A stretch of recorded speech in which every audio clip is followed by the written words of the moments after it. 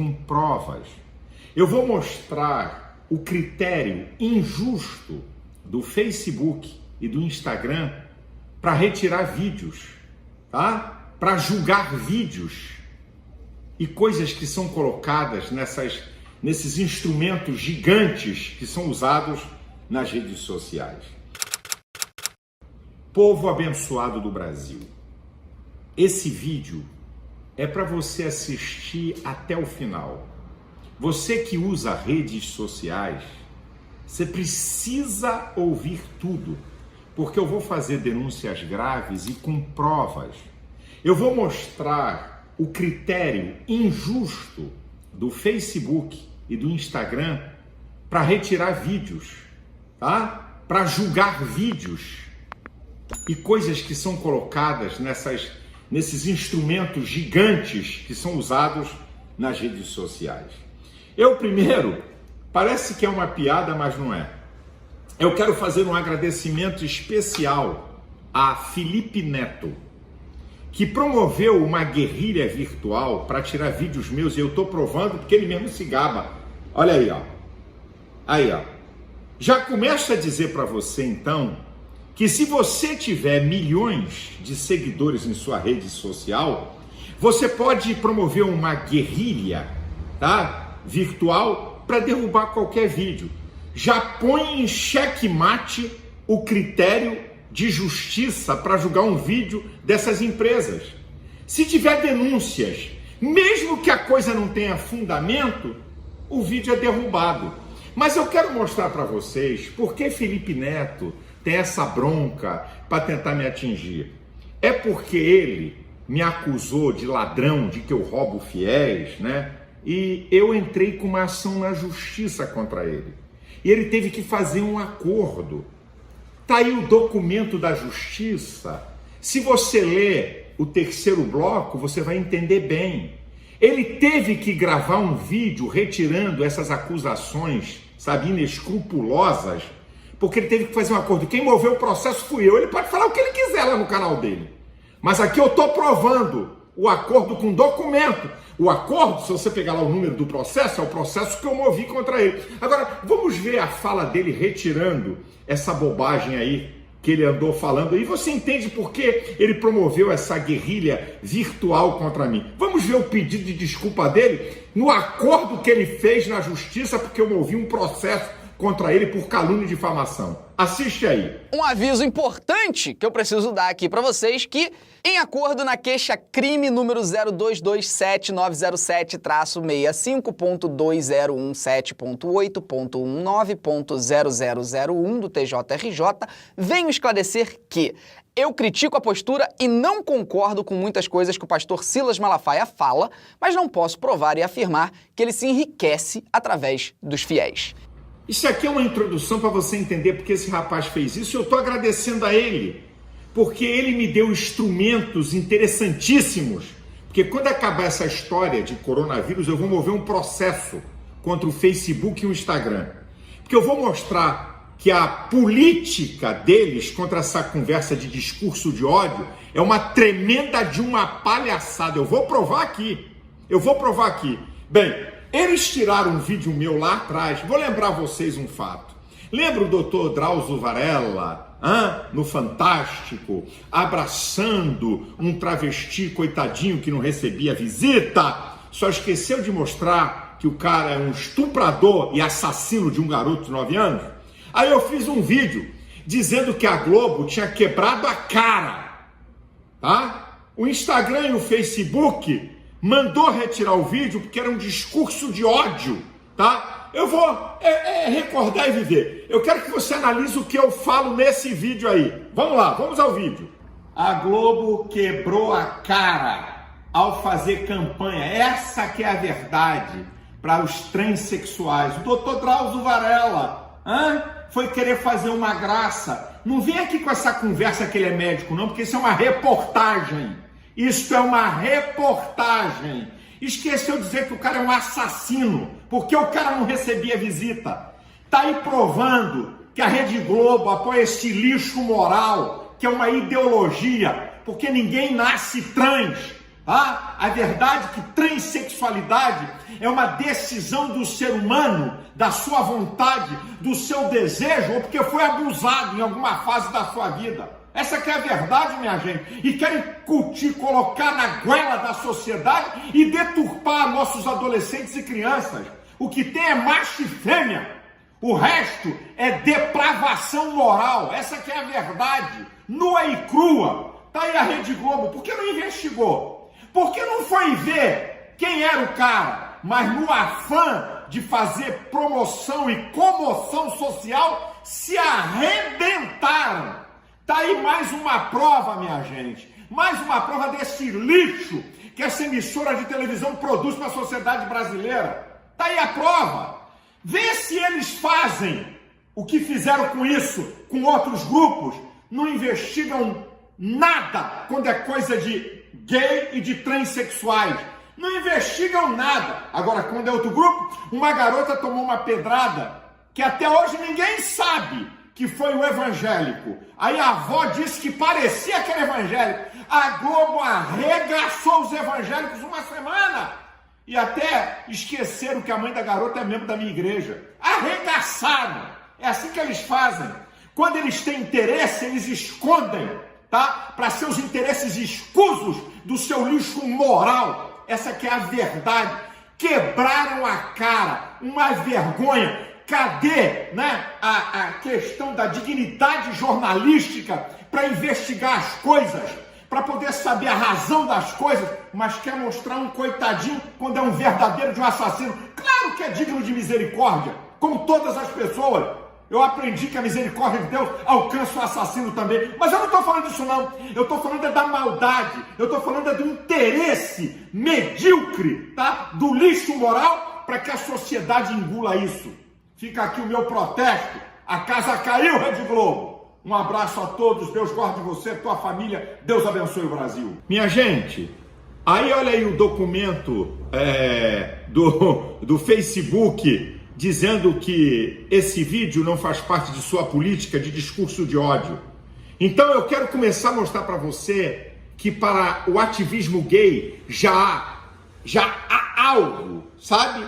Monitorado no Facebook e no Instagram para não deixar ir. Agora a casa vai cair para o Instagram e para o Facebook.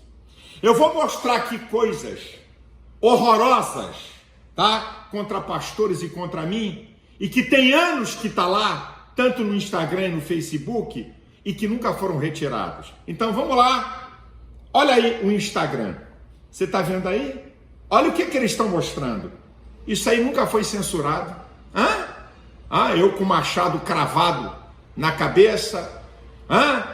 A imagem de Hitler, né? Me mostrando como Hitler e a suástica, que é crime no Brasil. Tá mostrando aí, ó. Não tem censura, não cai. Sabe? Que senso crítico é esse de discurso de ódio?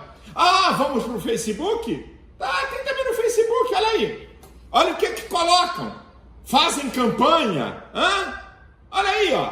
Tudo aí, ó. Tô mostrando pra vocês. Por que o Instagram e o Facebook não retiraram isso?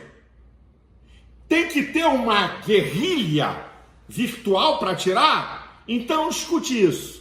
Você que tem poucos seguidores, para o Facebook e para o Instagram, você não é nada. Você não é nada. Porque se alguém tem centenas de milhares ou milhões, podem fazer uma guerrilha de denúncia, e aí eles vão tirar sem julgamento. Agora, para questões gays, já tem lá, sabe? Já tem um sisteminha pronto para censurar. Minha gente, isso é uma vergonha. E tem outras coisas que eu não posso mostrar para vocês, que eu vou mostrar na justiça, para mostrar a bandidagem, a safadeza de Facebook e Instagram, de ter senso de censura. E vocês pensam porque é uma empresa particular que eles podem cometer injustiças? Ei, tem uma lei maior constitucional. Empresas não estão livres de obedecerem preceitos constitucionais. Isso aqui que eu estou falando é muito sério. E outras coisas que eu não posso mostrar, porque eu vou revelar lá na justiça, que é uma verdadeira vergonha A política de ódio do Facebook e do Instagram, isso é uma brincadeira. A política para retirar um vídeo do ar é uma brincadeira. Não tem critério de justiça, eu provei aí e quero ver a cara desses caras. Tô mostrando aqui para vocês, minha gente. Tô mostrando aqui para vocês, tá? Não é uma brincadeira, sabe? Não é algo assim, não tem importância. E outra, os vídeos que foram retirados, o que eu estava falando, gente? Eu estava querendo mostrar que essa quarentena é uma piada diante de grande parte da população e das pessoas pobres. É isso que eu queria mostrar, sabe? Que não há nenhuma proteção para o pobre. Eu mostrei comunidades aqui inteiras abertas e vou mostrar. Eu quero que você veja aí, ó. Eu vou mostrar a comunidade em Salvador, em Arapiraca, Maceió, aqui no Rio de Janeiro, a Vila Cruzeiro e a Favela da Maré. Olha aí, preste atenção a esses vídeos aí. Hoje, 3 de abril de 2020, final de linha da Boca do Rio, várias lojas abertas de artigo de presente, de roupa, outras fechadas. Como pode ser visto aqui, loja de moda praia, camelôs, ambulantes, distribuidora de bebida. Piracalagoa, sexta-feira, 3 de abril de 2020. As lojas da Rua do Mercado todas abertas, muita gente na rua, movimentação dos atacadistas e varejistas. Olha aí, sexta-feira, 3 de abril de 2020, 8h56 da manhã, Mercado Central de Maceió, lotado, não para, pequenos comerciantes tentando ganhar vida, pessoas lutando, ó, muito cheio, normal, funcionamento normal, as pessoas precisam ganhar o seu pão, né? O governador determinou o isolamento, mas as pessoas têm uma necessidade maior, né? De ganhar o seu pão.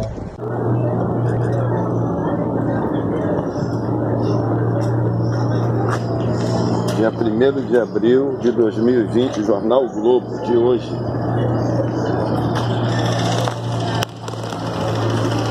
Uma sala dentro aqui da comunidade, tudo funcionando, comércio funcionando, todo mundo trabalhando,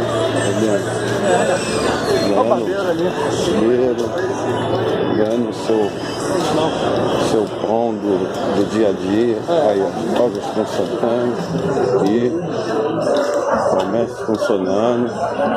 Aqui eu sou uma das pacientes moradoras aqui da Maré.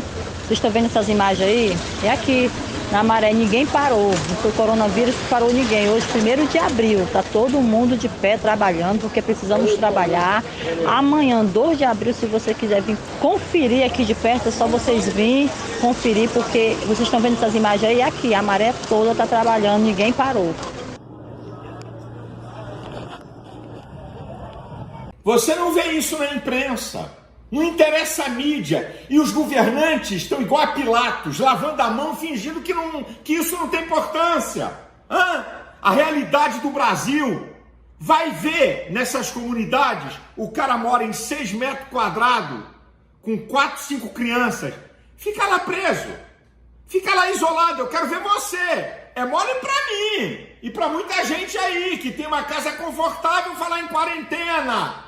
Eu vou dizer aqui o que eu já falei, gente, parece piada, mas não é. É o povo pobre do Brasil que está imunizando o Brasil de coronavírus.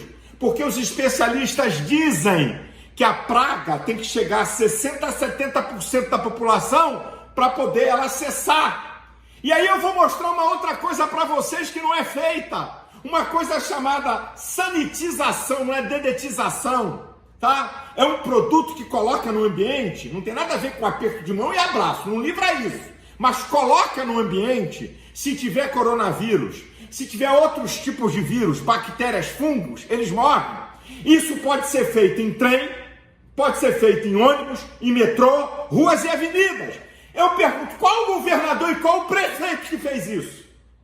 Uma empresa trouxe essa tecnologia, tá? Que foi empregada na China com sucesso, e eles atendem residências, empresas, escritórios, indústrias. Eu fiz na igreja que eu sou pastor. Olha aí as imagens aí, ó.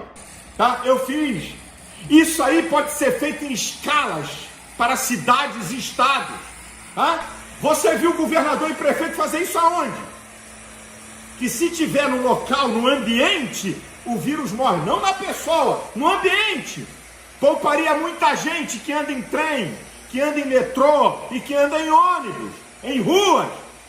Tá brincadeira. Agora, o que eu venho denunciando há muito tempo, viu as imagens? Eu vou até dar o telefone, quem sabe alguém interessa. Eu não sou dono da empresa não, tá? Eu contratei, tá? O telefone é esse aí, ó. É do Rio 21 2598 2040.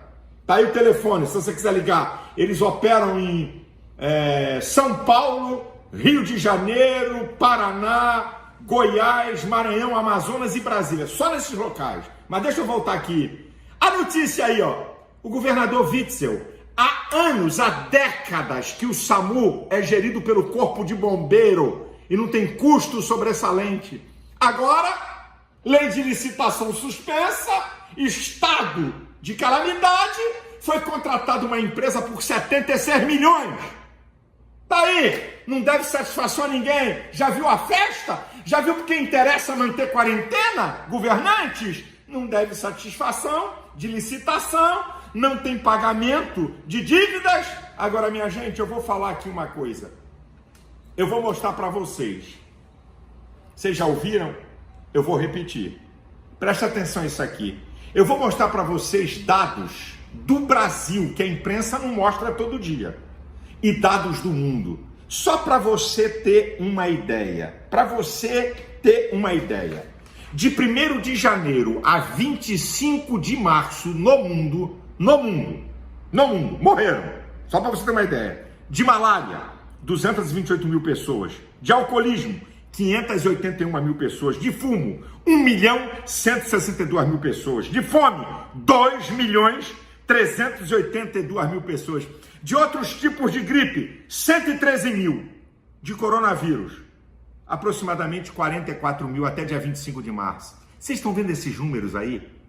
Olha o pânico que está sendo produzido. Agora, deixa eu mostrar uma coisa do Brasil, que a imprensa podia contar todo dia, mas não interessa. Morrem por dia no Brasil de câncer por causa do cigarro, 428 pessoas por dia, 154 mil por ano. Morrem de outros tipos de câncer e grande parte morre porque não tem tratamento adequado na saúde pública. Por dia no Brasil, 1.737 pessoas. 650 mil pessoas morrem por câncer e centenas de milhares delas poderiam não ter morrido se tivesse atendimento adequado na saúde pública. Morrem por dia de homicídio no Brasil 180 pessoas, aproximadamente 64 mil por ano. Não interessa a imprensa contar. Morrem por ano 28 mil pessoas por contaminação de água. É 80 por dia, aproximadamente 2.400 por mês. Mas não interessa. Agora escute o que eu vou falar para vocês. 5 minutos de notícia ruim sem você processar no cérebro. 5 minutos de notícia ruim sem você processar, sem você pensar, causa 5 horas de danos na sua defesa imunológica. Significa que se você estiver exposto a 20 minutos de notícia ruim sem você processar, significa um dia que a sua imunidade vai cair. E o coronavírus opera nisso. Eu vou terminar esse meu vídeo dizendo uma coisa para vocês que eu estou dizendo aqui, todos os vídeos meus, todos, pode conferir. Eu quero fazer algumas declarações aqui. A primeira, que em nome de Jesus, Deus guarde a tua vida, a tua casa e a casa de cada brasileiro. Todas as previsões catastróficas dos profetas do caos caiam por terra em nome de Jesus sobre o coronavírus aqui no Brasil. eu declaro que num tempo curto de espaço, de tempo, quando acabar isso, quando acabar esse negócio aí, um tempinho mais tarde, nós vamos ter um tempo de prosperidade no Brasil que nós nunca tivemos. Aguarde, o vídeo vai ficar aí. O vídeo vai ficar aí, gente. Meus amigos, as previsões que estão dando aqui nesse país é uma brincadeira. Eu declaro, em nome de Jesus, que essa praga vai cessar. E que nós não vamos ter desastre, porque se tivesse que ter desastre, já teria tido, pela falta de proteção às pessoas mais pobres e falta de proteção a transportes públicos e ruas, coisas que os governantes podiam fazer. Minha gente, há uma verdadeira pandemia de medo na população brasileira. E termino dizendo que a OMS está politizada pelos comunistas, perderam crédito. Deus abençoe você, Deus guarde você, guarde a tua família, guarde a casa de cada brasileiro e que Deus livre o Brasil dessa praga. Deus abençoe a todos. Eu vou falar hoje sobre depressão. Depressão. Quero deixar um texto da Bíblia, por favor, abra em Marcos, capítulo 2, versículo 17. Marcos 2, 17. Em Mateus, nós também encontramos novamente essa afirmação. Em Lucas também. Eu vou ler a primeira parte do texto de Marcos 2, 17. Evangelho de Marcos, capítulo 2, versículo 17. Jesus, tendo ouvido isto, disse-lhes: os sãos não necessitam de médico, mas sim os que estão doentes. Os sãos não necessitam de médicos, mas sim os doentes. Palavras de nosso Senhor e Salvador Jesus Cristo. A depressão, como definições simples, né? A melancolia, a tristeza da alma, aquilo que produz uma agonia física, mental, emocional de grandes proporções. E a palavra é interessante. Você, quando está numa estrada, encontra uma placa assim: depressão na pista. Significa que vai haver um desnível da pista para baixo. Depressão na pista, a pista aqui vai ter uma caída. Ela vai descer a pista. Depressão na pista.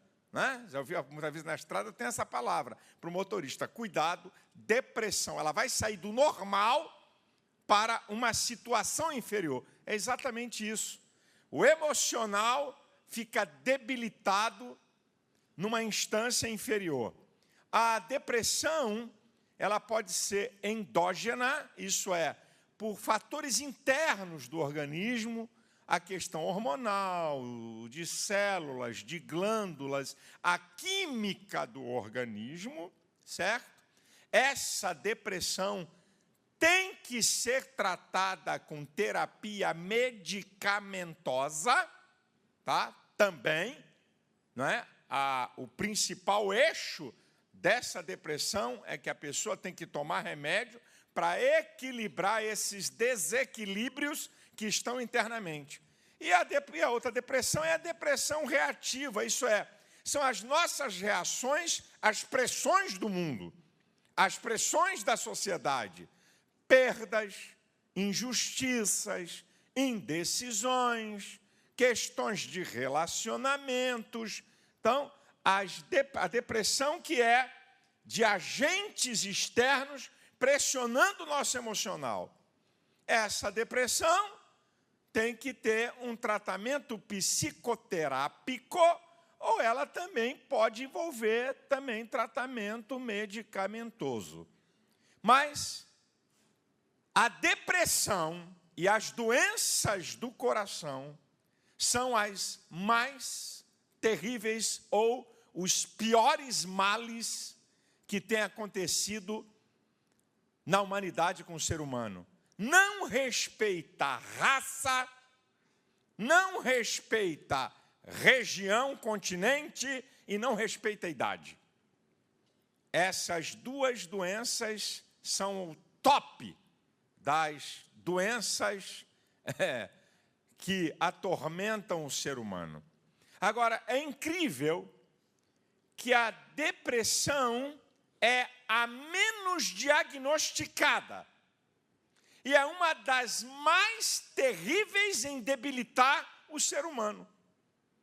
Ela está entre as enfermidades menos diagnosticadas e está entre as enfermidades que mais vai debilitar o ser humano. Para vocês verem a brincadeira. A questão é que muitas pessoas não são diagnosticadas para o conhecimento da doença, que tem a doença, por dois motivos. Uma, falta de informação, e uma outra questão é não aceitação da doença como uma realidade, como uma verdade. Ela é uma doença. Ela é uma doença. Não tem mamãe me chora. Então, o problema de tratamentos de depressão é que o desconhece a realidade da própria doença, não tem diagnóstico, não faz diagnóstico. E a outra é que, mesmo reconhecendo, muita gente não aceita a doença como uma verdade. Isso é, ela é uma doença legítima. Agora, tem um outro dado. Muitas pessoas que buscam ajuda e que sabem que têm depressão, elas são estigmatizadas por um público desinformado que pensa que a depressão é deformação de caráter. Isso é preguiçoso. Não, é preguiçoso. Não completa nada. Deixa tudo pela metade. Então, mesmo pessoas que buscam ajuda para a depressão, ainda vão se debater com um público, não é? Vão ser estigmatizadas por um público que não tem a informação e que pensa que a pessoa que está com depressão é porque é vagabundo, porque é preguiçoso, porque não quer nada, porque não quer trabalhar, porque não se esforça para nada, quando ela possui uma doença que vai debilitá-la dentro dessas áreas. Eu quero mostrar para você, aí eu vou botar na tela, eu quero mostrar para você, já, os sintomas da depressão. Se parte desses sintomas estiver em você, depressão à vista. Ok? Eu vou te mostrar os sintomas, certo? 1, 2, 3. Não. Isso aí não. Isso aí não quer dizer. Mas, se grande parte desses sintomas estiverem na sua vida, grande parte, não estou falando de 1, nem de 2, nem de 3, é um sinal de depressão. Põe aí na tela, vamos começar, só para você ter uma ideia. Vamos lá? Sintomas da depressão, tá? Se persistirem por mais de 2 semanas, a maioria desses sintomas, busque ajuda. Troca a tela. Tristeza constante ou ansiedade em grande parte do tempo ou na maioria dos dias. Aqui é um sintoma da depressão. A tristeza, sempre triste, certo?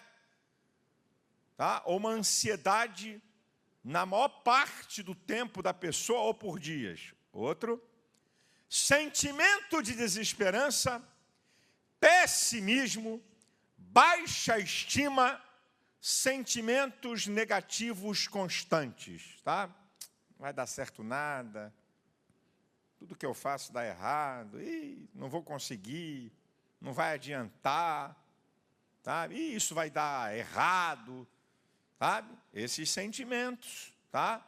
De maneira constante. Vamos lá? Sentimentos de culpa, impotência ou inutilidade, sabe?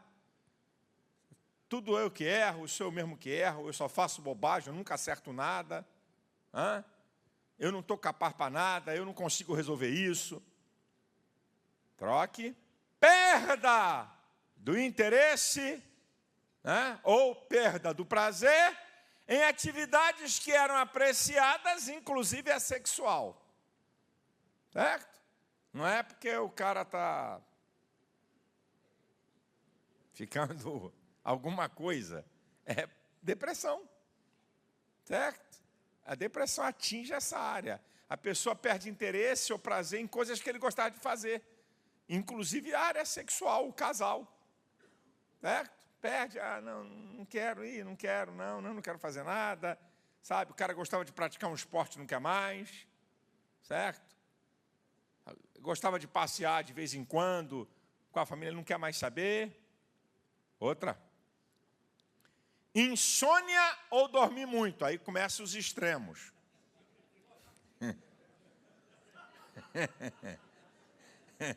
Insônia ou dormir muito. Né? Tem pouco sono, dorme, mas acorda muito cedo. Ou então, quer ficar na cama, não quer sair para nada, quer ficar dormindo. Outra. Perda de energia, fadiga ou uma agitação que não pode ser controlada. Certo? São os extremos, tá? A pessoa não tem força para nada, já acorda cansada. Já acorda como se tivesse passado a noite trabalhando, tá? Ou então é o contrário, vive numa agitação que não tem como controlar. Tem os extremos. Tem pessoas que um extremo, a perda de energia e fadiga, e a outra pessoa que, apesar de mostrar energia, mas é uma agitação, não é energia, o tempo todo. Vamos lá, outra. Falta de apetite vai gerar perda de peso, ou então o contrário. A pessoa come igual um lontra e ganha peso, tá? Come além da conta. Outra. Sentir grande dificuldade em realizar tarefas simples. Coisa fácil. Que era capaz de fazer, que sempre fez e que agora tem dificuldade. Outra. Pensamentos de morte, certo? Tentativa de suicídio. Tá? Sentir constantemente que a vida não vale a pena ser vivida. Se a vida acabasse agora, estava bom. Outra. Inquietação, irritabilidade, mau humor, nunca se sente relaxado ou disposto. Certo? Outra. Dificuldade de concentração, de lembrar de coisas, de tomar decisões, pensamentos negativos. Você está vendo como é que são? Você não pode, por um item, ou por 2, ou por 3, você dizer que uma pessoa está em depressão, certo? Porque essas coisas que eu estou citando acontecem na nossa vida. De vez em quando você está irritado, de vez em quando você está desanimado, né? De vez em quando você está numa ansiedade. Mas não estamos falando de vez em quando. Estamos falando por sintomas que persistem por mais de 2 semanas na vida da pessoa e a maior parte deles. E outra, ansiedade constante que não acaba, preocupação constante com coisas pequenas. Está preocupado com coisa que não tem valor nenhum, sabe? Fica preocupado. Coisa pequena, coisa que não tem peso em escala de valor. Amor. Isolamento social por causa da dificuldade de ter uma simples conversa. A pessoa se isola. Dificuldade de se comunicar, de falar com a outra, não quer falar com ninguém. Certo? Tem mais uma. Problemas com alcoolismo ou colapso nervoso. De repente começa a beber. Há um sintoma de depressão. Agora, interessante a gente observar alguns sintomas. Se a maioria desses sintomas estiverem na sua vida, busca ajuda. Agora vamos para um segundo aqui. Depressão alguns sintomas em depressão em criança. Põe aí na tela. Aumento da irritabilidade, queixas constantes em relação a problemas físicos, agitação, ansiedade ou pânico excessivos sem motivos. Podem, não estou dizendo que podem ser sinalizações, sintomas de depressão em crianças. Para quem tem filho pequeno, aí pode ser isso, ok? Pode ser que a criança tenha uma irritabilidade, porque é da própria estrutura dela, certo? Não tem nada a ver com a questão da depressão, mas aí estão os sinais. Adolescentes, irritabilidade, drogas, rebeldia, conduta desafiadora, promiscuidade, higiene precária. Tá? Aí estão alguns sintomas que podem ser, porque alguns desses sintomas também têm a ver com as questões de revolta por causa de separação de pais, né? E vai criar também essas questões, mãe, né? A maneira que é tratado por mãe, a maneira que é tratado por pai, as questões de relações familiares. Agora, fora aquelas questões primeiras, que eu falo de adulto, tem alguns dados que são interessantes para cristãos, mas para somar aqueles que eu mostrei, põe aí, por favor. Cristãos sentem culpa, dificuldade de orar, ler a palavra, louvar, perda da alegria espiritual, se sentem punidos por Deus. Agora, tem gente que isso aí não tem nada a ver com depressão, sabe? É relaxamento espiritual, tá? Não tem nada a ver. Pastor, eu não estou gostando muito de ler a Bíblia, não. Deixa de ser sem vergonha, vai tomar vergonha na cara. Não tem nada a ver. Tá? Eu tenho a dificuldade de orar. Claro, tu é carnal, é outro papo. Embaralha a vista quando eu leio a Bíblia, eu já conheço essa história.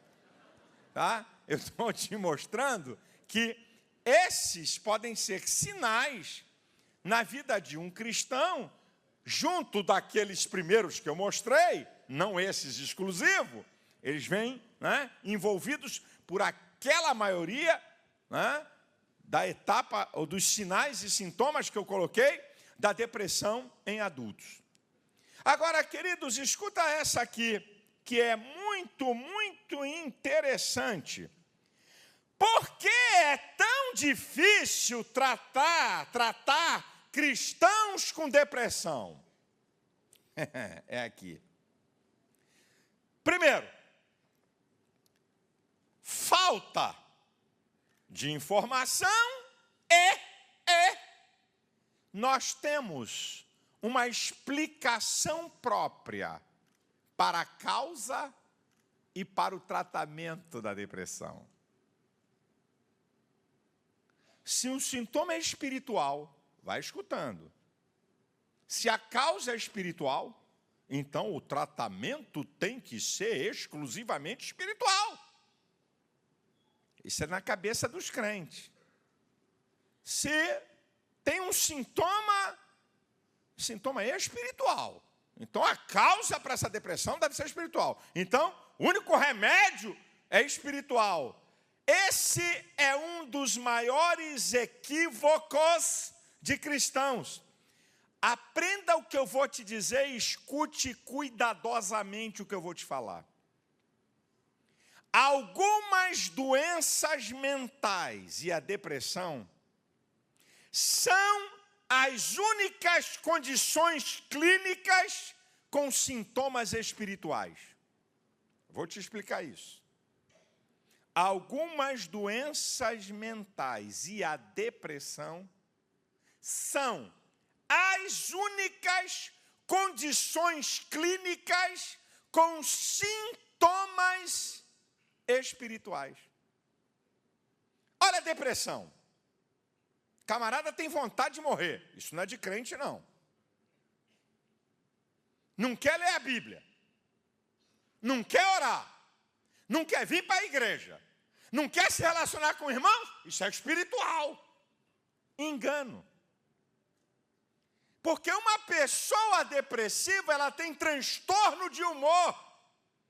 Ela não quer vir à igreja por relaxamento espiritual. Ela não quer orar porque não quer ter comunhão com Deus. Ela não quer ler a Bíblia porque está esfriando na fé. Não é questão de espiritualidade, não é questão de pecado e não é questão de capeta, é questão de doença.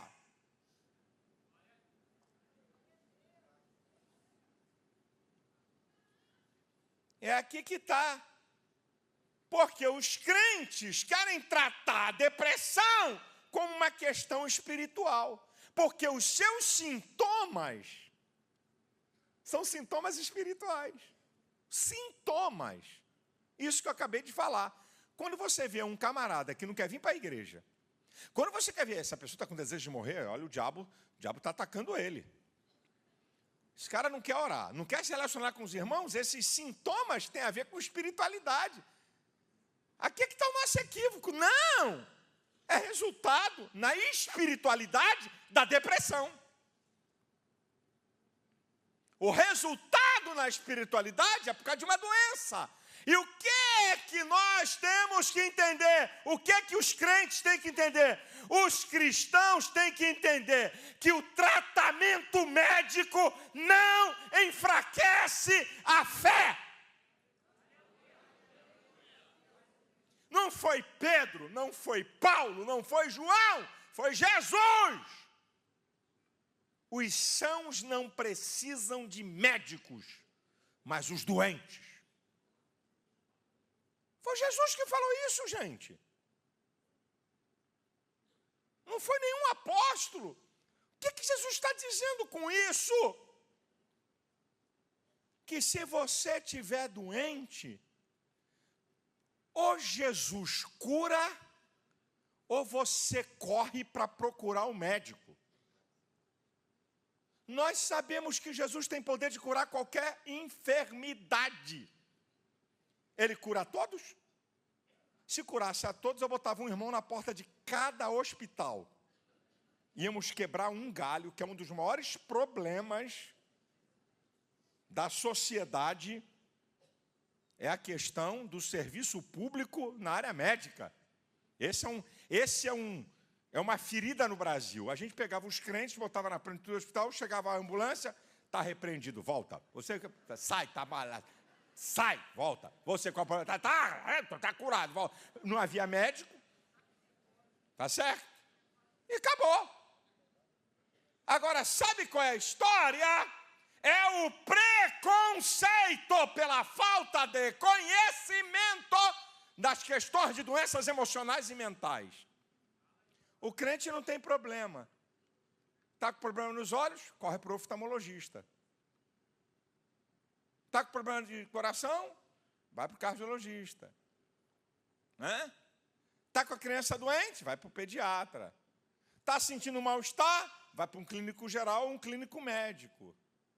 Agora, se tem problema na área da depressão que precisa procurar um psiquiatra, porque só ele pode dar terapia medicamentosa a quadros depressivos que precisam de remédio, ou procurar um psicólogo para uma psicoterapia, aí tem preconceito. Vou falar de 2 fatos da minha vida, um da minha esposa e um meu. Aí precisei levar minha esposa por uma questão num psiquiatra. Cheguei no consultório, um psiquiatra cristão de alto nível. Cheguei no escritório, na sala de atendimento, no consultório dele.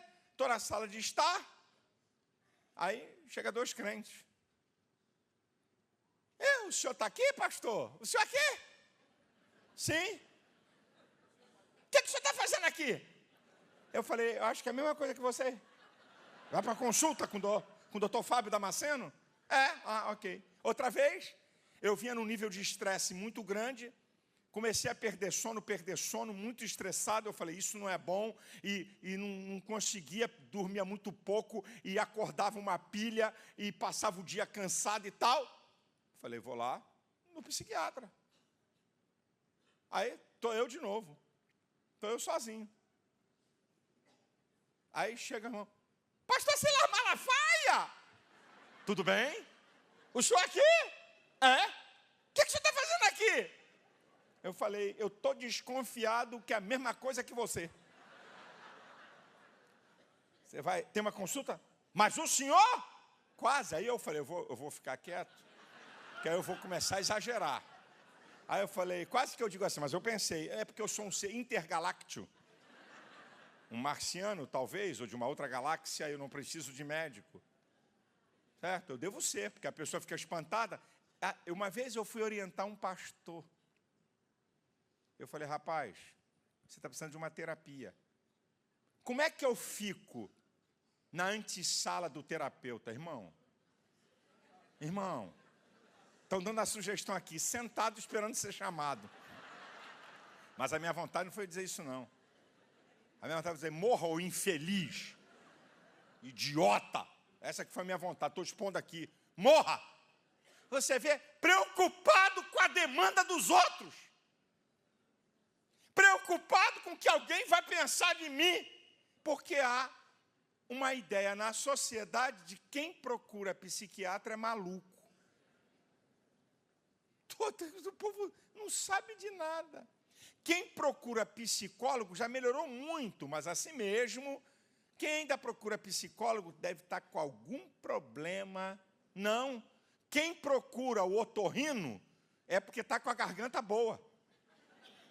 Quem vai no cardiologista é porque gosta de quando ele bota para fazer o eletro, aquele negócio que belisca o aparelho, o eletrocardiograma. Eu estava falando para o meu médico, eu disse, ô doutor, rapaz, você tem que descobrir um cara que vai fazer um eletro sem ficar beliscando a gente. Quem é o cara? Vai ganhar um prêmio Nobel, esse desgramado desse aparelho, com tanta modernidade, ninguém... Rapaz, o cara vai botando o troço aqui e fica... E aqui é um gancho, sabe? Eu falei, pô, não tem outra coisa, não? Aí ele fica rindo, né? Eu falei, não, vai lá, porque eu adoro ver ele botar aqueles fios quando eu vou fazer um check-up. É lindo, bota aí, que fio lindo, vermelho, azul, como é que é isso? Porque você vai no médico, porque você vai no especialista. É porque você está procurando uma ajuda daquele especialista. Quantos problemas poderiam ser amenizados e resolvidos se as pessoas buscassem ajuda por problemas da área emocional ou mental? Quantos poderiam ser evitados? Sabe qual é a questão? Sabe qual é o resultado disso? A pessoa piora, se torna crônico e podem até morrer. Vou dar um número para você. Vou dar números aqui para você. 10 a 15% dos homens vão ter depressão em algum período da sua vida. Ok? 10 a 15%, principalmente na andropausa. O índice das mulheres é maior por causa das variações hormonais nas mulheres, né? Principalmente também na menopausa. Tá? Agora, escute isso que eu vou dizer para você. 15% das pessoas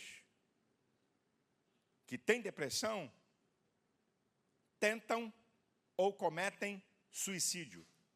Agora, presta atenção a um dado. 80% das pessoas que cometem suicídio por problemas emocionais da depressão ou mentais poderia ser evitado se buscassem tratamento. 80% das pessoas que se matam, se buscassem um tratamento, não cometeriam suicídio. E tem gente brincando, achando que não, que isso não tem problema. E outra, a depressão vai levar a vida de uma pessoa que vai prejudicar seus relacionamentos. E o ser humano é um ser social que precisa de relacionamento para se desenvolver no mundo. Estraga, inclusive, relacionamentos íntimos. Porque não quer buscar uma ajuda, porque não quer buscar um tratamento, por causa de preconceito idiota que não muda nada. Querido, não tem problema nenhum um crente tomar um antidepressivo que o médico prescreveu. Não tem problema nenhum um crente buscar uma ajuda psicológica, psicoterápica, para ajudar ele. Ele mesmo, com o terapeuta, né, espelhando para ele mesmo vai descobrindo onde tem que corrigir áreas da sua vida e por que ele tem aquele comportamento, para ajudar a melhorar no seu relacionamento, quer familiar, quer pessoal, quer no mundo da sociedade, quer no casamento. Quantos casamentos destruídos, quantos filhos com problemas, porque os pais podiam buscar uma ajuda de tratamento psicoterápico, ou, dependendo da gravidade da doença, quer mental ou psicológica, uma ajuda de um psiquiatra, e tem uma vida sofrida por causa de ignorância e de preconceito. E lamento dizer que o que eu acabo de falar é terrivelmente, com índices alarmantes no meio do povo de Deus.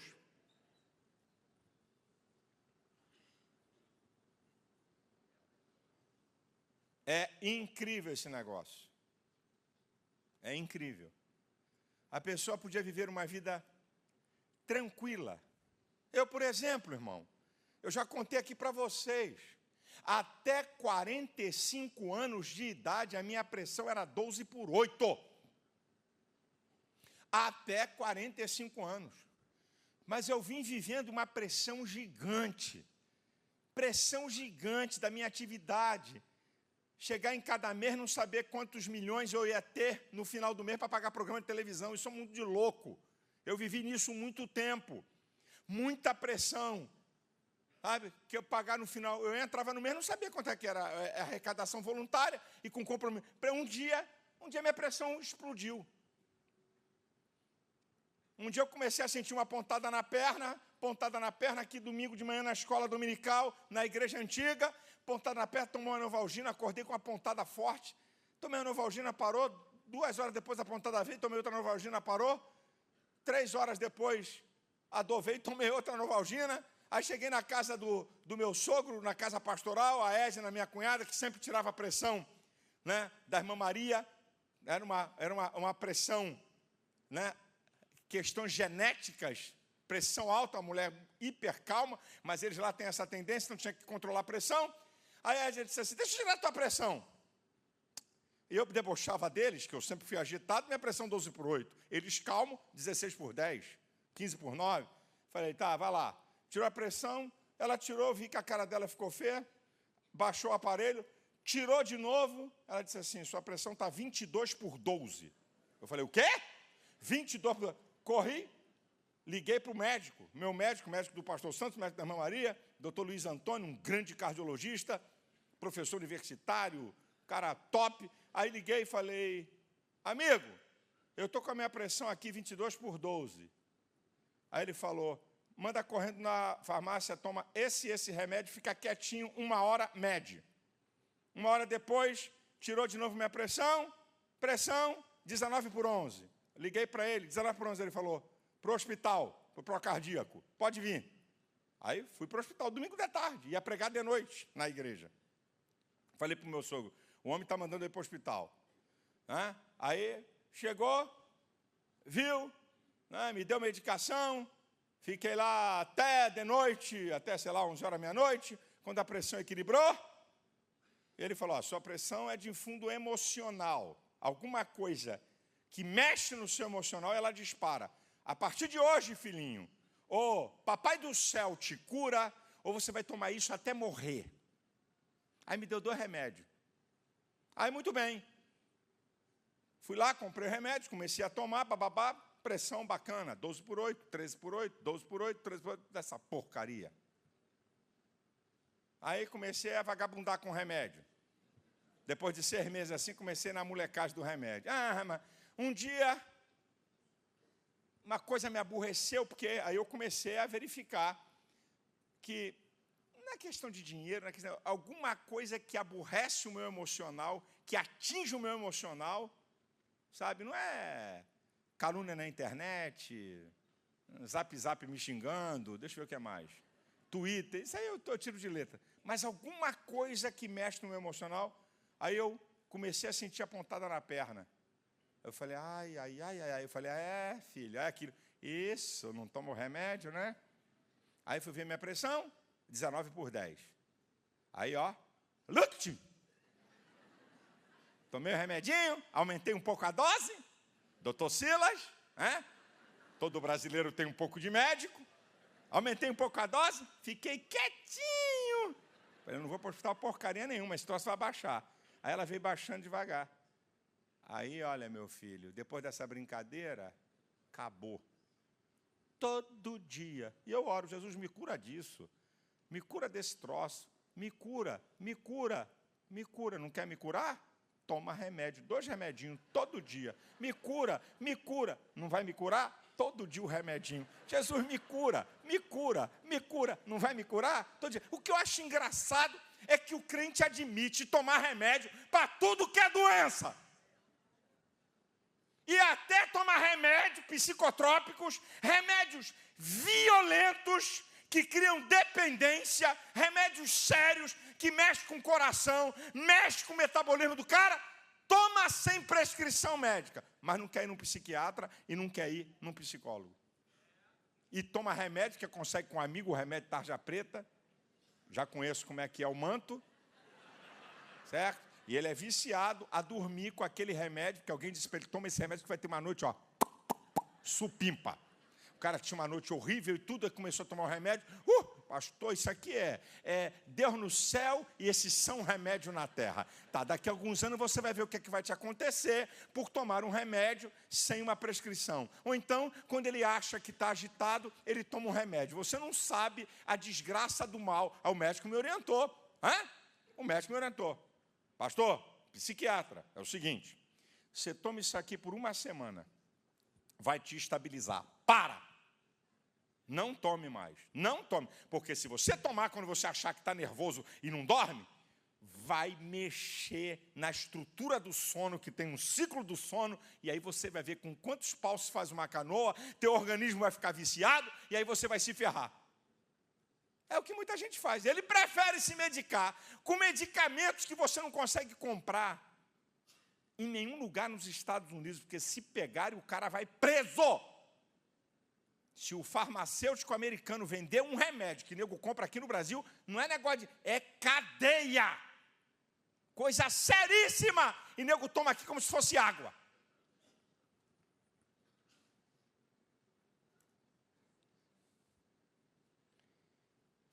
Eu vou mostrar para você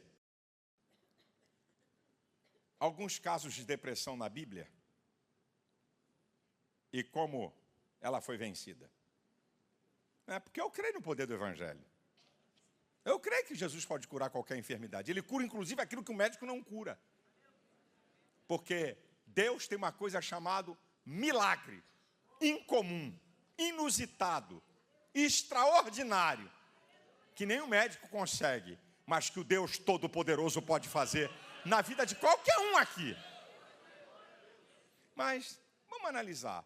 Começar com o salmista do Salmo 42, que foi a leitura do texto base, que é o Salmo 42. No versículo 3, não precisa abrir não, só quem me acompanhar, eu vou sintetizar. No versículo 3, ele diz que ele se alimenta de lágrimas todo dia. Choro constante é um sintoma de depressão. No versículo 6, ele diz que está abatido. No versículo 9, ele diz que Deus se esqueceu de mim. Se sente desprezado. No versículo 11, ele vai fazer uma análise introspectiva e descobre a saída. Por que estás abatida, ó minha alma? Por que se perturba dentro de mim? Espera em Deus, eu ainda o louvarei. Um mergulho dele dentro da alma, ele conseguiu a saída para aquele quadro depressivo. Mas isso não é o lugar comum. Mas quem sabe, alguém que está me assistindo, ao você mergulhar para a sua vida, você vai perceber alguma coisa que você está se envolvendo emocionalmente, principalmente a depressão reativa, que você está reagindo com o meio ambiente, está reagindo na sociedade, você pode corrigir alguma coisa e aquilo cessar.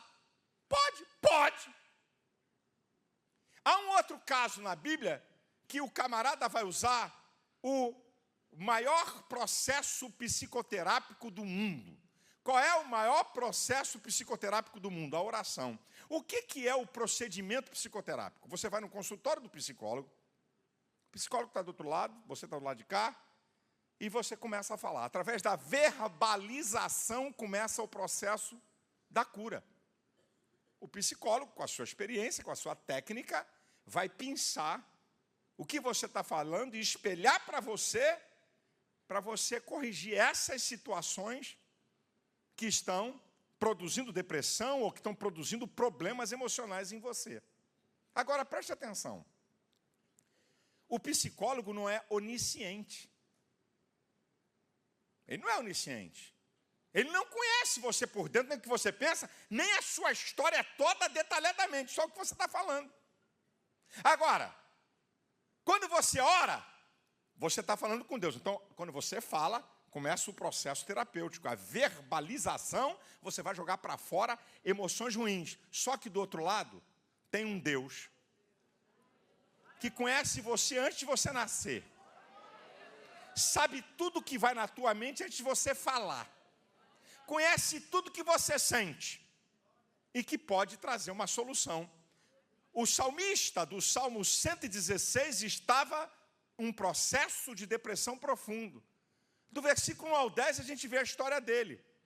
Ele começa o salmo pelo final. Ama ao Senhor porque ouviu a minha voz, a minha súplica, porque inclinou para mim os seus ouvidos, portanto invocá-lo-ei enquanto viver. Ele foi orar.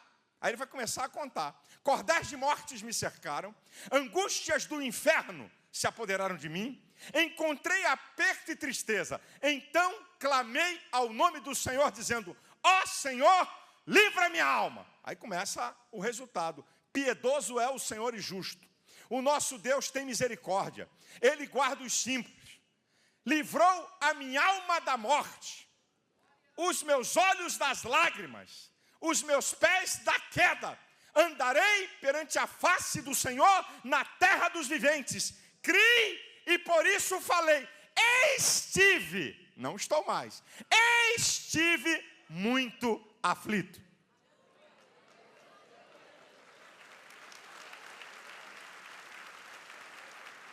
Quando ele começou a falar com Deus e a expor para Deus a sua agonia terrível, angústias do inferno, eu não sei nem que aquilatar o que é isso.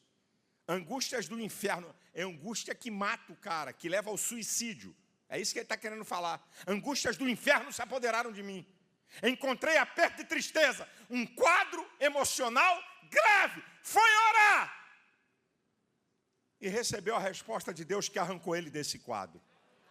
Tem um outro caso na Bíblia do profeta Jonas. Não é? O capítulo 4 do livro de Jonas, não precisa, só se você quiser anotar. No versículo de número 3, ele deseja morrer. No versículo de número 4, ele está ressentido. A partir do versículo 6, começa o tratamento psicoterápico de Deus no profeta. Vai corrigir a sua visão. Ele estava com a visão toda errada de Nínive. Ele estava com a visão toda errada da missão dele. Deus corrige a visão dele e conserta a rota do apóstolo. Agora, um dos casos mais sensacionais na Bíblia de cura de depressão é quando Deus utiliza terapia medicamentosa, psicoterapia e terapia espiritual. Deus vai usar essas três coisas, ainda tem mais. Atendimento de consultório psicoterápico. Vou te mostrar na Bíblia. Essas 4 coisas, olha como é que Deus trabalha. Acompanha comigo, abra 1 Reis, capítulo 19. Profeta Elias. E nós já vamos chegando para o final. 1 Reis, capítulo 19, versículo 4, a primeira parte. E ele se foi ao deserto caminho de um dia. Isolamento. E veio, se assentou debaixo de um zimbo, prostração, pediu em seu ânimo a morte, desejo de morrer. Já basta, ó Senhor, toma agora a minha vida, pois não sou melhor do que meus pais. Inferioridade. baixa estima. Aqui, ó, tá tudo aqui nele aqui, tá? Deitou-se e dormiu debaixo de um zimbo, sono constante, fora de hora. Agora, olha que coisa interessante na vida desse camarada. A ameaça de Jezabel, mulher de Acabe, a Elias, depois que ele operou aqueles sinais, caiu fogo do céu sobre o altar, Deus mandou a chuva. Só que Elias estava exausto emocionalmente por ver 3 anos um povo que abandonou Deus para seguir a Baal e a Astarode. A verdade é que a ameaça de Jezabel desencadeia a depressão. E é assim, a pessoa vem tempos, certo? Uma pressão emocional grande, uma exaustão mental, emocional. Um fato desencadeia o processo depressivo. É exatamente. Quando a mulher, imagina, gente, um cara que debocha de 450 profetas, constrói um altar, bota sacrifício sobre o altar, manda jogar 12 cântaros de água, debocha, faz uma oração, cai fogo, o povo se reconcilia. Depois ele diz, o que você está vendo aí? Vai lá, 1, 2, 3, 4, 5, 6, 7, uma nuvem do tamanho da mão do homem. Avisa ao rei que vem chuva. Cara, e depois disso tudo, a mulher de Acabe diz assim, avisa ele, se a cabeça dele vai estar no lugar, se eu não vou fazer a mesma coisa com ele do que ele fez com os profetas, que era tudo amiguinho da santa. Aí o cara deseja morrer, aí desencadeou o processo de depressão nele. Vai para um lugar distante, isolado, se prostra, tem ânsias de morte, desejo de morte, dormir fora de horário, está tudo aqui, se sente o pior. Agora vai chegar Deus para o processo terapêutico, para curar esse cabra. Vamos para a Bíblia. É interessante isso aqui, muito interessante. Versículo 5, 6 e 7. Deitou-se e dormiu debaixo de um zimbo. E eis então um anjo tocou e lhe disse, levanta-te e come. E olhou, e eis que à sua cabeceira estava um pão cozido sobre as brasas, uma botija de água, comeu, bebeu, tornou a deitar-se. O anjo do Senhor tornou a segunda vez, o tocou e disse, levanta-te e come, porque muito comprido te será o caminho. Primeiro, terapia medicamentosa. Esse cara está sem comer, esse camarada está enfraquecido, ele precisa de proteína, ele precisa revitalizar o corpo. Tem um pão assado e água para o cara. Isso aqui é terapia medicamentosa de Deus em cima do profeta. Coisa linda, coisa linda. No final do versículo 7, levanta-te, come de novo, você precisa se fortalecer, porque muito comprido te será o caminho. Processo psicoterápico, injetou ânimo. Ele estava desejando morrer, para ele a vida tinha acabado. Não acabou agora não, meu filho. Longa é a tua caminhada. É o que Deus está dizendo aqui para alguns. Você pensa que por causa de toda essa depressão, essa angústia da tua alma, essa problemática, a coisa está no final. Deus está mandando dizer para você que está aqui e para você que está me assistindo, longa é a tua caminhada.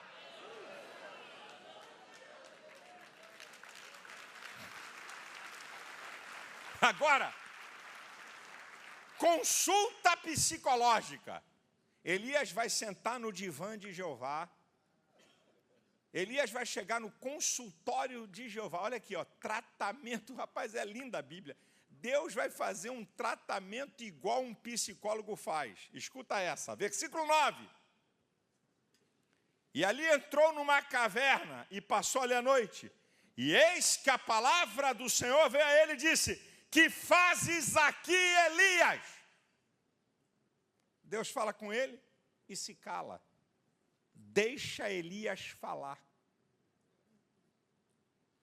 É exatamente isso. Você vai para um consultório de um psicólogo, o psicólogo vai deixar você falar, porque ele sabe da importância da verbalização para a cura de emoções negativas, de problemas emocionais que estão aí travados. Aí ele começa a falar, né? Ele começa a falar. Aqui, ó. E ele disse, tenho sido muito zeloso pelo Senhor. Ele começa a falar. Aí você vai chegar no versículo 13. E sucedeu que, ouvindo Elias, envolveu o seu rosto na sua capa, saiu para fora, pôs-se à entrada da caverna, e eis que veio a ele uma voz que dizia, que fazes aqui, Elias? Continua o processo do consultório de Jeová. E ele vai falar. E Deus vai corrigir, sinalizando para ele que a visão dele está errada. Como é que é? Só você ficou? Só você que é fiel? Só você que é zeloso e por isso está sofrendo essa pressão? Tem mais 7.000 Elias que não dobraram o seu joelho a Baal. E a casa caiu. Não é só eu, não, tem mais 7.000. Agora, tá vendo? Terapia medicamentosa, psicoterapia, consultório, Deus fala, deixa ele falar, e você vai ver, nisso aqui tudo, porque está no texto, certo? A presença de Deus. A presença de Deus. Terapia espiritual. A presença de Deus. A presença de Deus. A presença de Deus. Deus estava ali, se manifesta de várias formas, e ele escuta uma voz mansa e suave. Deus falando com ele, com muito cuidado, com muito carinho, porque o profeta estava machucado pelas situações da vida. Está aqui Deus tratando de um camarada em todo um processo que é preciso se passar. Por que Deus não chegou para Elias e disse assim, está curado, está repreendido, eu declaro que não há problema. Olha, Deus não podia fazer? O que Deus não pode fazer? Ele faz o que ele quer, diz a Bíblia. Que o Senhor está nos céus e faz tudo o que lhe apraz. Mas Deus está mostrando a ele os equívocos da sua maneira de pensar, para que depois, porque ele podia ser curado daquele quadro e daqui a pouco ele estaria pensando errado de novo e encontrar outro túnel de problemas emocionais. Então o Senhor faz um tratamento para nunca mais ele entrar. Talvez é o que está faltando para você. Se você buscar um socorro com um psicólogo, você vai fazer um tratamento, não é passar 10 anos em psicólogo, não. Não é nada disso. Muitas vezes, 8 sessões, 10 sessões, 12 sessões, vai corrigir percepções suas que tu nunca mais vai precisar. Hoje existem terapias focais de alta velocidade, certo? Você nunca mais vai precisar ir lá, mas tem que passar por lá. Até Deus fez ele passar pelo processo terapêutico completo, tanto medicamentoso como psicoterapêutico. E eu vou encerrar aqui sobre algumas considerações que eu quero deixar com você. A primeira é essa. Por que Satanás ataca com tanta força pessoas que têm depressão ou problemas mentais? Por quê? Porque é um ataque diferenciado para uma pessoa que tem problemas mentais ou depressão do que para a pessoa que está com problema no braço, no fígado, nos rins. Por quê? Porque problemas mentais e problemas emocionais produzem uma desorganização mental e emocional que vai mexer com todo o teu ser. Por isso que ele ataca. Você está com o braço com problema? Bota o braço, tipóia que fala, bota na tipóia e tu está lá. Eu fui, rapaz, numa empresa uma vez, ganhei até um susto. Vi uma senhora careca, que era a secretária do dono da empresa. Aí eu falei, ele falou, câncer avançadíssimo, ela disse que ia trabalhar. Eu disse que não vai ficar em casa para morrer, não. Estava lá trabalhando, eu fiquei bobo de ver. A pessoa tem um problema, ela vai para o trabalho, um problema na perna, um problema no pé, mas um problema mental, um problema que atinge o teu emocional em cheio, ele pode desorganizar você todo, e você não trabalha, e você para, e você não consegue raciocinar direito. Aí Satanás entra para jogar pesado. Por isso que Satanás atua com muita força nas questões das doenças mentais e da doença emocional, como a depressão. Segundo, preste atenção. Se você quer ajudar uma pessoa com depressão, ou uma pessoa que não está com depressão, mas com problemas emocionais angustiantes, a palavra-chave é encorajamento. Não chegue perto dessa pessoa para jogar conversa fiada, para machucar, para massacrar. Rapaz, vai piorar, hein? Vai piorar. Olha, não faça isso. Cala essa tua tramela.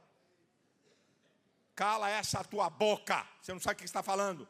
Quando Paulo estava num estado de angústia profunda, ele vai dizer em 2 Coríntios 7,6, Deus que consola os abatidos me enviou a Tito. Tito foi falar palavras boas para Paulo, que estava com temores por dentro e combates por fora. Quando Deus quis tratar de Abraão, que estava desanimado emocionalmente, Gênesis 15, porque não acontecia nada, estava ficando velho, ele não tinha filho, Sara não tinha filho, Deus se apresenta, eu sou o Senhor Todo-Poderoso, reafirmou todas as promessas. Quando Josué estava abalado, com medo, porque ia substituir Moisés e não se sentia capaz e estava para baixo, Josué capítulo 1, 3 vezes, ser corajoso, tem bom ânimo, não se entregue, tem de bom ânimo. Quando Jonatas foi consolar Davi, que estava quase 10 anos fugindo do rei Saul, do seu pai, e isso mexeu no emocional de Davi, capítulo 23, versículo 16 de 1 Samuel, diz a Bíblia que Jonatas fortaleceu a mão de Deus em Davi. Meu querido, você quer ajudar alguém que está atravessando problemas graves, não é só depressão? Palavras de encorajamento. Deus está com você. Isso vai passar. Deus vai abrir uma porta. Vem vitória para você. Essa página vai ser virada da tua vida. Vai chegar alegria, meu irmão.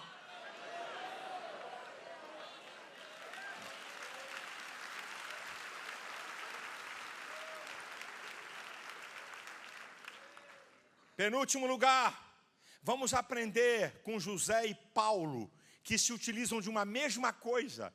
Esses dois homens tinham tudo para serem depressivos, depressão reativa. Sofreram perdas, injustiça, isolamento, sofrimento. Eram para ser caras depressivos. Qual é a receita? Qual é a receita de José, que é a mesma de Paulo? Lá em Gênesis 41, versículos 50, 51, 52, por aí, quando nascem os dois filhos de José, Manassés e Efraim. Manassés, esquecimento. Efraim, prosperidade. Eu não quero me lembrar dessas coisas que me machucaram. O que vale é daqui para frente. O que vale é que Deus tem bênção para mim. O que vale é que ainda vai ter porta aberta. Não ficou remoendo as coisas ruins do passado. E Paulo faz a mesma coisa em Filipenses 3, 13 e 14. Uma coisa é que eu faço, esquecendo-me das coisas que para trás ficam e avançando para as que estão diante de mim, prossigo para o alvo, pelo prêmio da soberana vocação de Deus em Cristo Jesus. Eu não vou ficar aqui remoendo meus erros. E olha que foi Paulo que consentiu a morte de Estevão. Podia ter culpa, que leva uma pessoa a quadros depressivos. E o que ele sofreu, foi apedrejado, foi injustiçado, foi caluniado, foi para a cadeia sem merecer. Eu não quero saber disso. Ei, esquece, pede para Deus tirar da tua mente, da tua memória, essas coisas ruins da tua vida que estão perturbando o teu emocional. O teu passado pode ter marcas, o teu futuro está intacto. Basta, com a ajuda de Deus, construir uma nova história.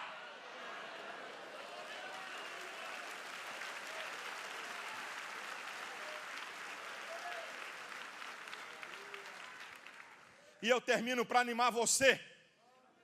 Eu termino para animar você citando a palavra de Deus, que eu cito esses textos, que eu acho que eles têm uma grandeza. O Salmo 50, versículo 15. Invoca-me no dia da angústia, eu te livrarei e tu me glorificarás. Salmo 46, versículo 1. Deus é o nosso refúgio e fortaleza, socorro bem presente na hora da angústia. Isaías 41, 10, eu preguei um dia desse uma mensagem aqui na ceia. Deus fortalecendo o profeta: não temas porque eu estou contigo, não te assombres porque eu sou o teu Deus, eu te ajudo, eu te esforço, eu te sustento com a destra da minha justiça. Há um Deus grande que cuida de você, que sabe tudo a teu respeito, que tem prazer em uma vida abundante, em uma vida feliz. Você não foi feito para ficar em depressão, você não foi feito para viver amuado, você não foi feito para viver angustiado. A alegria do Senhor, a alegria do Espírito Santo, a renovação de Deus está à sua disposição.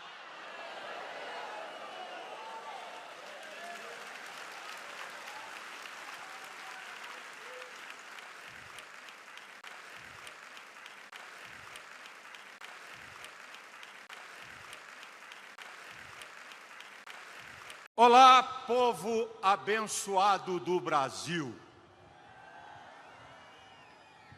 Que alegria estar aqui. Eu queria que vocês aguçassem bem o ouvido, prestassem bastante atenção no que eu vou falar aqui. Em primeiro lugar, eu quero deixar aqui o meu repúdio ao presidente Lula, que fez o Brasil ser vergonha no mundo inteiro. A fala dele não representa o povo brasileiro. O único presidente de um país democrático que recebeu elogio de terroristas assassinos do Hamas. Que vergonha! Agora, a partir de agora, por favor, por favor, eu vou pedir, eu sei, o povo é animado, eu peço para não haver repercussão de nenhuma palavra. É muito sério o que eu vou fazer aqui e vou falar. Por favor, por favor, por favor, escute-me, por favor. Eu não vim aqui atacar Supremo Tribunal Federal, porque quando você ataca uma instituição, você é contra a República e o Estado Democrático de Direito.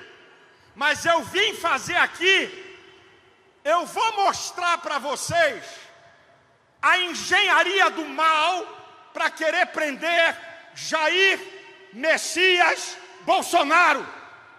A engenharia do mal para tirar o Estado Democrático de Direito. Eu vou mostrar fatos. Preste atenção, muita atenção. 7 de setembro de 2021, eu estava aqui com o presidente no trio elétrico. Eu fui o penúltimo a falar e o presidente o último. Me lembro que o presidente, no 7 de setembro de 21, botou para quebrar em cima do ministro Alexandre de Moraes. Escutem. Todo mundo em volta do presidente achava que a partir daquela fala dele, se Alexandre de Moraes tentasse interferir no executivo, ele ia invocar o artigo 142 da Constituição. Estou falando de Constituição, para não permitir intromissão no executivo. Pasmem, o presidente que é chamado de truculento, o presidente que é chamado de um cara que não negocia nada, Michel Temer, patrono de Alexandre de Moraes, procurou o presidente. O presidente atendeu, falou pelo telefone com Alexandre de Moraes e o presidente cedeu e apaziguou. Todos nós ficamos admirados e eu disse para ele: caramba, nós não esperávamos isso. O presidente, na linguagem popular, fumou o cachimbo da paz. Agora, eu vou correr com a história. 2022, Alexandre de Moraes assume o Tribunal Superior Eleitoral.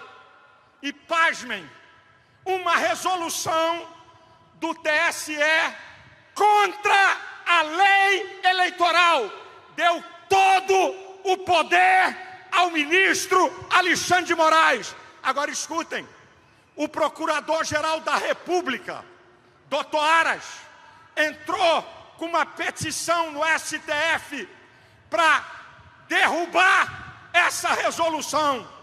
O STF não aceitou.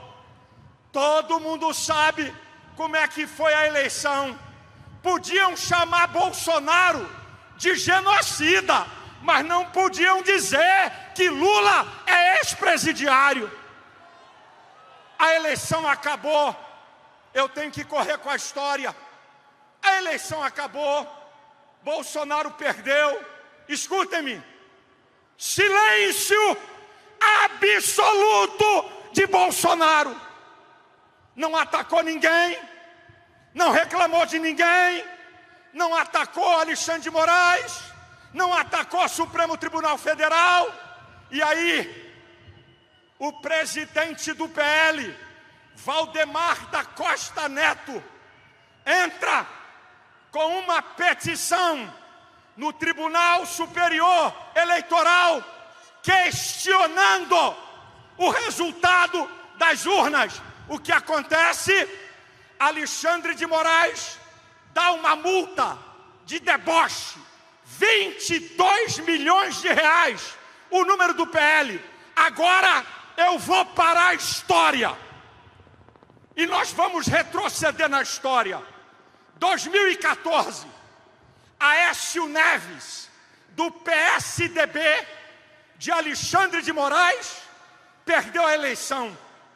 Dia 30 de outubro de 2014, o PSDB de Alexandre de Moraes entrou com uma ação no TSE, questionando o resultado das eleições e questionando as urnas eletrônicas. Sabe o que aconteceu? Nada. Nada. O PSDB de Alexandre de Moraes não foi multado. Era um direito constitucional questionar a eleição. Eu vou correr com a história. Bolsonaro calado foi embora para a América, sem atacar ninguém, sem falar mal de ninguém. Chegamos no dia 8, o fatídico dia 8. Baderneiros que nós não concordamos quebraram em Brasília. Começou então a narrativa de golpe. Eu tenho algumas perguntas para fazer à imprensa que está aqui e ao povo brasileiro. Eu quero perguntar, primeiro, por que Lula saiu às pressas de Brasília e foi para Araraquara? A enchente em Araraquara foi dia 28 de dezembro. 10 dias antes, ele foi avisado que ia ter baderna? Outra pergunta, cadê os vídeos gravados pelas câmeras do governo? Cadê eles? Cadê os vídeos que estão em posse de Alexandre de Moraes? O povo tem que saber quem está por trás dessa safadeza e daquela baderna.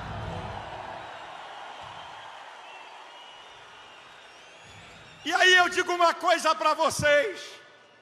O ministro da Justiça, Flávio Dino, assistia da janela, não fez nada. O GSI e a ABIN informaram a Lula. E outra, escute, brasileiros, porque o chefe do GSI, General Gonçalves, porque Alexandre de Moraes não mandou prender ele, porque ele não foi indiciado, porque se foi golpe, ele foi a favor do golpe. Isso é uma vergonha, gente.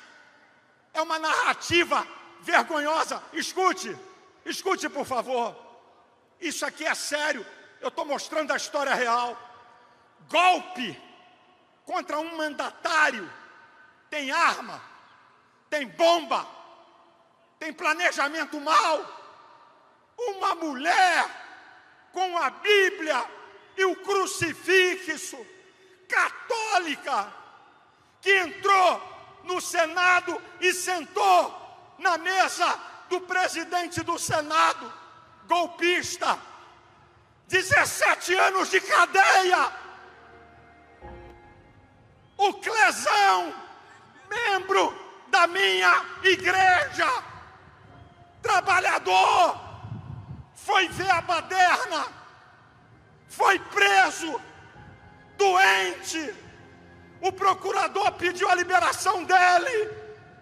Alexandre de Moraes não deu. Ele morreu. O sangue de Clésio está na mão de Alexandre de Moraes e ele vai dar conta a Deus. Escutem. Eu volto à história e vocês vão ficar de boca aberta. 2014, o prédio da presidente do STF, Carmen Lúcia, foi pichado.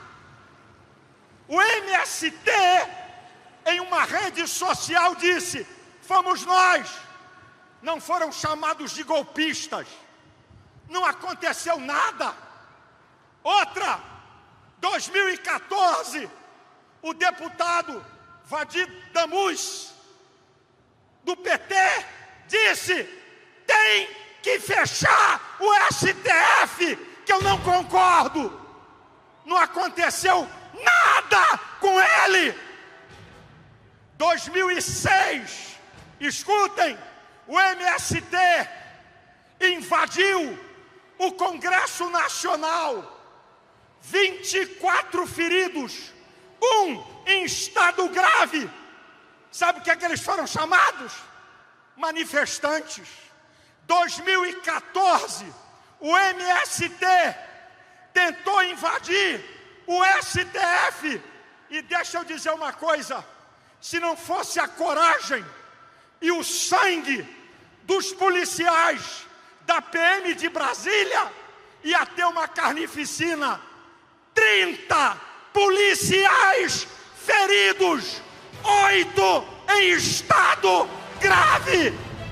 Ninguém chamou de golpe, nem de golpista. Manifestantes. 2017, o PT invadiu o Congresso Nacional. Quebra. Sabe o que eles invadiram? Para derrubar o presidente Temer. Não foram chamados de golpistas, mas de manifestantes. 2017, tacaram fogo no Ministério da Agricultura. Ninguém chamou de golpista. Manifestantes, dona de casa, idosos, jovens, que estavam em frente ao QG do Exército, desde que Bolsonaro perdeu a eleição, sem fazer nada, viraram golpistas. Escute, para você ficar estarrecido. Em junho, por favor, Corpo de Bombeiro, verifique algum problema ali. Ok. Escute isso aqui. Da Repulsa, junho de 2018, José Dirceu que pegou 30 anos de cadeia por corrupção, a segunda turma do STF liberou. Agora, pasmem, preste atenção. Em outubro de 2018, José Dirceu disse: tem que tirar o poder do STF. Olha o que ele fala. Olha, o poder judiciário tem que acabar. Ninguém fez nada. Agora escute aqui, gente. Lula não foi julgado pelo STF porque ele não tinha foro. Ele perdeu na primeira instância, ele perdeu na segunda, ele perdeu na terceira e, pasmem, o Supremo Tribunal Federal não deu habeas corpus a ele. O Supremo Tribunal Federal concordou que ele era corrupto e ladrão. Eu já estou encerrando. Bolsonaro, ele não tem foro no Supremo Tribunal Federal. Ele tinha que ser julgado pelas instâncias. Mas eu estou terminando a minha palavra e quero que vocês pensem, a imprensa pense, deputados, senadores e governadores, pare para pensar. Um Estado democrático de direito, como Estados Unidos, Alemanha, França, Itália e vai por aí afora, ninguém tem medo de falar em manifestação. Ninguém tem medo de expor seu pensamento nas redes sociais. Olha o que está acontecendo no Brasil. Deputado com medo de falar. Senador com medo de falar. Brasileiros com medo de falar. Que democracia é essa? Que o povo está com medo de falar. O Estado democrático está em perigo. Agora, minha gente, escute isso aqui. O Corpo de Bombeiros, atenda. Ok, obrigado. Atenda, obrigado. Eu estou encerrando que eu vou fazer uma oração aqui. Escute o final da minha fala. Por favor, isso, obrigado. Já abriram um corredor. Escute. Alexandre de Moraes disse que a extrema-direita tem que ser combatida na América Latina. Como o ministro do STF tem lado? Ele não tem que combater nem a extrema-direita, nem a extrema-esquerda. Ele é guardião da Constituição.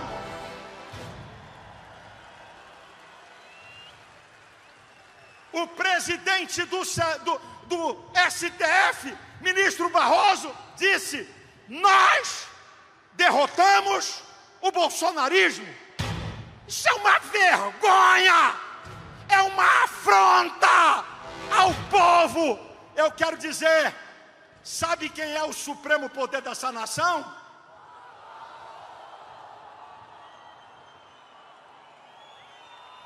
O povo!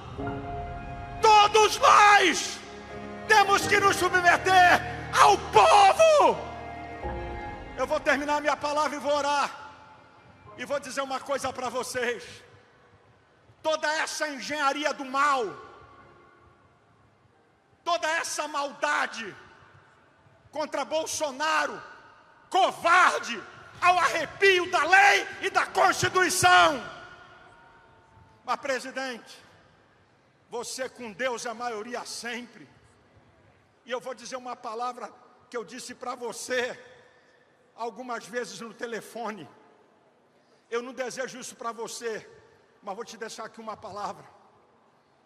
Se eles te prenderem, você vai sair de lá exaltado. Você vai sair de lá exaltado. Se eles te prenderem, não vai ser para a tua destruição, mas para a destruição deles. Você vai sair de lá exaltado. Me perguntaram: pastor, o senhor não tem medo de ser preso?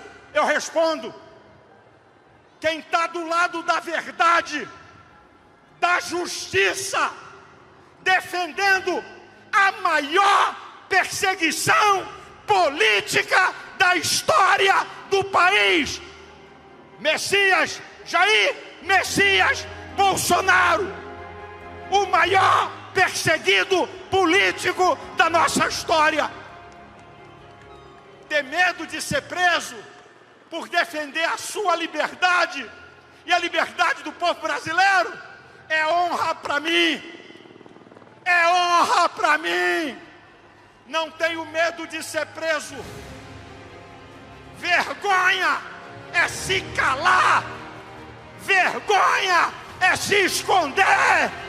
Vergonha é fugir.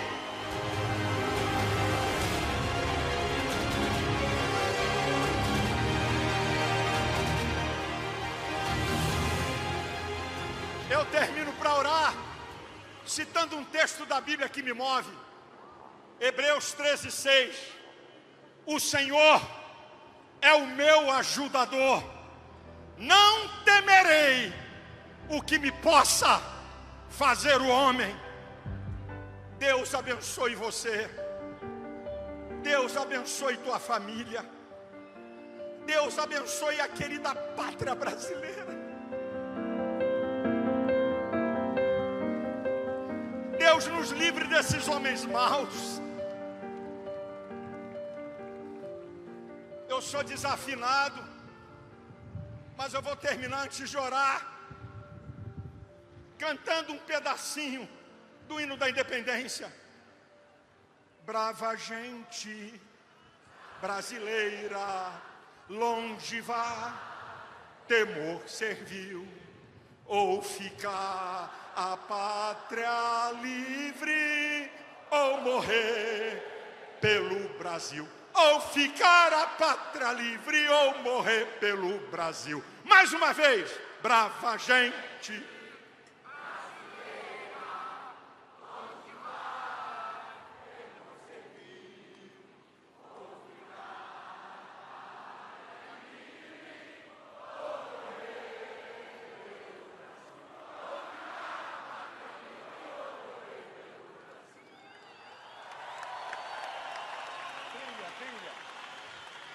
Eu vou levantar uma oração e nós vamos ouvir o presidente Bolsonaro.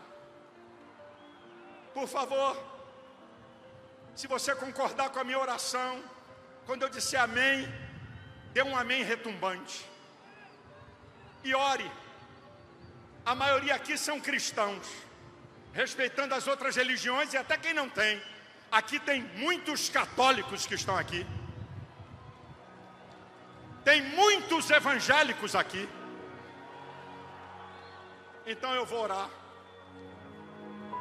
Nosso Deus e nosso Pai, eu estou na Tua presença. Em primeiro lugar, quero pedir perdão pelos meus pecados. Quero pedir perdão pelos pecados da Tua igreja. Eu quero pedir perdão pelos pecados do povo brasileiro. Estende as tuas mãos sobre essa nação, um povo pacífico, um povo alegre, um povo que acredita na família, um povo de ideais de liberdade. Deus, estende as tuas mãos sobre essa nação, livra essa nação de homens maus, injustos, corruptos, perversos. Que venha um tempo de paz em cada cidade, de prosperidade. Que venham tempos de bonança e de bênçãos. Deus, olha para o Brasil. O Brasil é do Senhor Jesus. Aqui tem um povo que te teme, mesmo com os nossos erros. Tu és o Deus da bondade e da misericórdia. Estende a tua mão sobre essa nação. Manifesta a tua justiça. Mostra que tu és Deus. Eu te peço, eu te agradeço, no nome de Jesus, Ah!